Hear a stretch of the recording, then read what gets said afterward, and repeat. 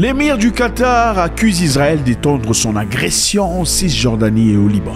لقد كان المخرج الأسهل والأسلم لوقف التصعيد على الحدود مع لبنان هو وقف حرب الإبادة على غزة الذي تطالب به غالبية البشرية. ولكن إسرائيل اختارت عن قصد أن توسع العدوان لتنفيذ مخططات معدة سلفا. Incroyable.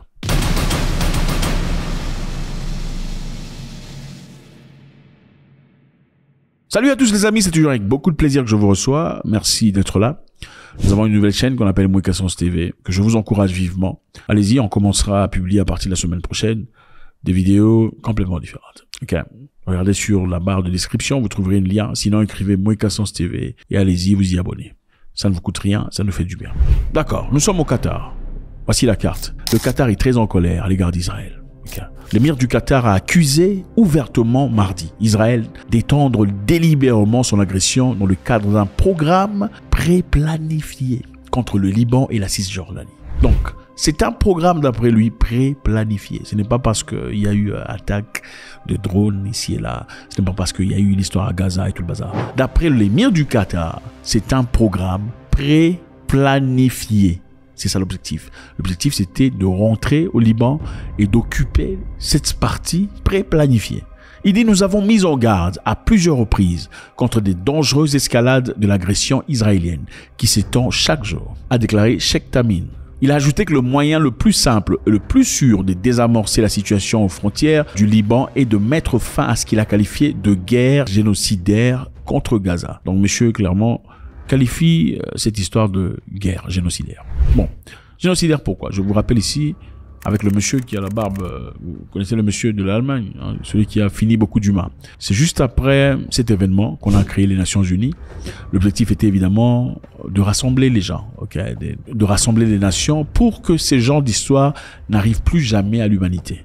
On ne voulait plus voir quelqu'un ayant son pouvoir et finir d'autres personnes à cause de leur origine, de leur genre, de leur type, de leur sorte. Et c'est comme ça qu'on a instauré et installé ces histoires. Mais malheureusement, après cette guerre, on a pris beaucoup de personnes venant de l'Europe pour les emmener en Moyen-Orient pour aller former une nouvelle nation.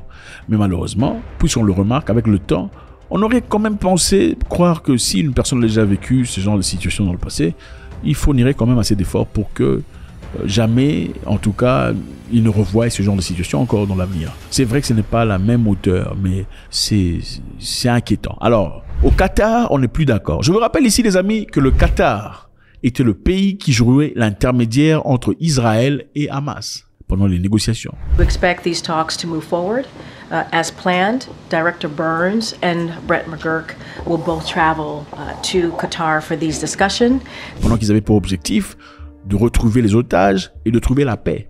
C'est le Qatar qui disait, bon, ok, on va parler à ces messieurs, on va parler aux autres, on va essayer de trouver la paix. Mais bon, imaginez-vous, vous prenez la tête avec une personne. Vous vous chamaillez, vous commencez à bousculade, je vais te casser la gueule, tout ça, tout ça. Il y a une personne qui se plante au milieu pour dire, écoutez, les gars, faites pas ça, ok? Ne vous bagarrez pas, c'est complètement stupide. Mais pendant que ça continue, il y a l'un qui continue, non, moi je veux le tuer, je veux le montrer. Finalement, qu'est-ce qui se passe? Écoutez, l'intermédiaire, à un moment donné, il se fatigue. Hein. Il dit, bah, écoute, on interdit tout le monde, mais pourquoi toi tu continues? Ça va pas la tête ou quoi? Il faut arrêter à un moment. N'est-ce pas? Il faut arrêter à un moment. C'est ce qu'on dit. Mais malheureusement, qu'est-ce qui se passe? Dans ce cas, le Qatar vient de dire, il en a marre. Donc, Israël doit arrêter. Il dit qu'Israël a un programme pré-planifié. Okay. Ils disent, malgré les avertissements internationaux selon lesquels les régions du Moyen-Orient étaient au bord d'une guerre régionale, au milieu des attaques incessantes d'Israël contre Gaza et le Liban, Tel Aviv a étendu le conflit en lançant le 1er octobre une invasion terrestre dans le sud du Liban. Donc le Qatar n'est pas content. Le Qatar pense qu'Israël ne fait pas ça parce qu'Israël veut protéger Israël. Il pense qu'Israël a un programme pré-planifié. Et c'est quoi ce programme?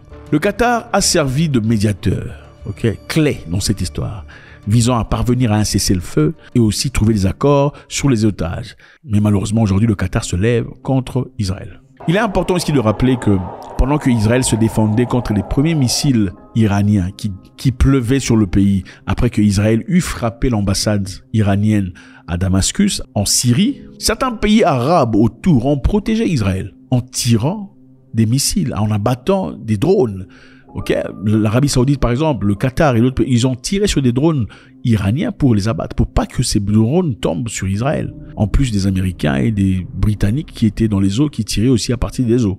Mais cette fois-là, après que Israël ait pris la vie de Haniyeh en Iran, l'Iran a frappé 200 missiles et aucun pays arabe n'a frappé sur ces missiles.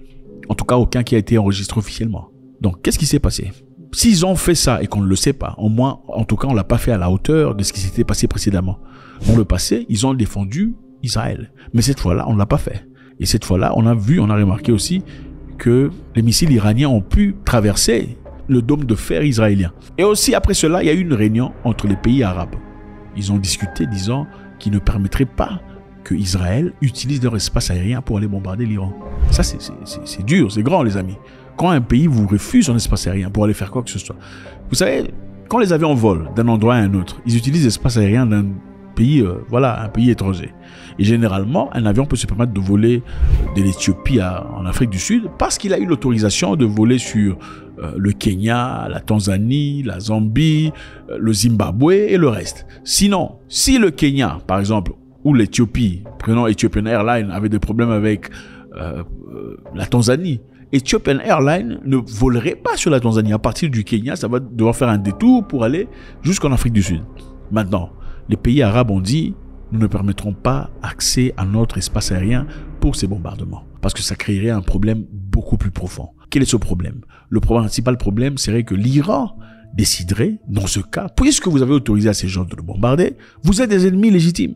C'est-à-dire, nous allons venir aussi chez vous bombarder et on ne peut pas vous assurer protection par rapport aux supporters ou à ceux qui vivent derrière l'Iran. C'est-à-dire, ceux qui sont, par exemple, au Liban ou les Houthis ou en Irak, de bombarder des sites pétroliers qui vous appartiennent. Et évidemment, ces pays, comme ils vivent derrière le pétrole est leur richesse principale, ils ne veulent pas voir détruire leur économie.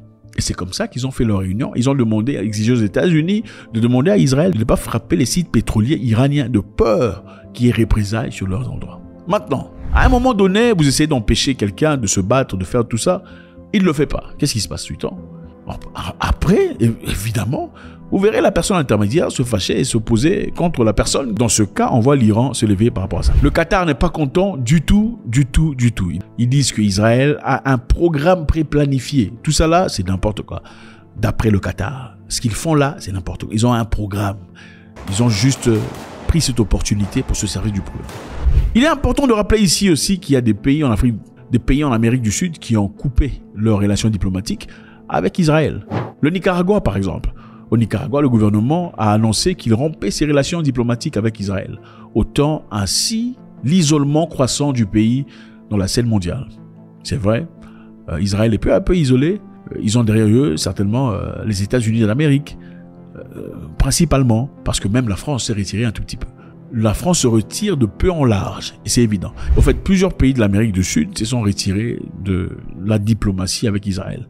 Il y a la Bolivie, par exemple, il y a de cela presque un an, le vice-président bolivien de l'affaires étrangères, Freddy Mami, a déclaré que le gouvernement avait pris cette décision de rompre les liens en répudiation et en condamnation de l'offensive militaire israélienne agressive et disproportionnée.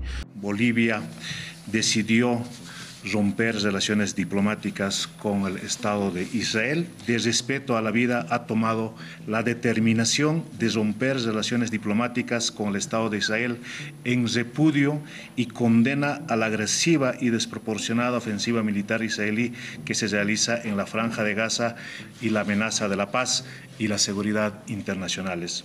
Donc ce n'était pas, d'après eux, correct. Vous savez, quand quelqu'un te pince impoliment, tu peux soit le pincer ou peut-être le gifler.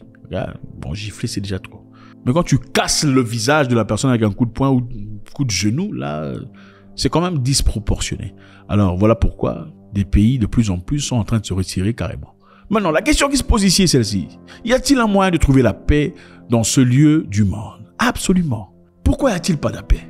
Je voudrais que vous me dites. Pourquoi n'y a-t-il pas de paix dans cette région du monde? Est-ce spirituel? Je sais qu'il y a des spirituels ici qui pensent que voilà, il faudrait que le diable sorte de son trou. Ou bien il y a un moyen. S'il y a un moyen, faites-nous savoir. On veut vous lire. Nous vous savons très intelligents. God bless.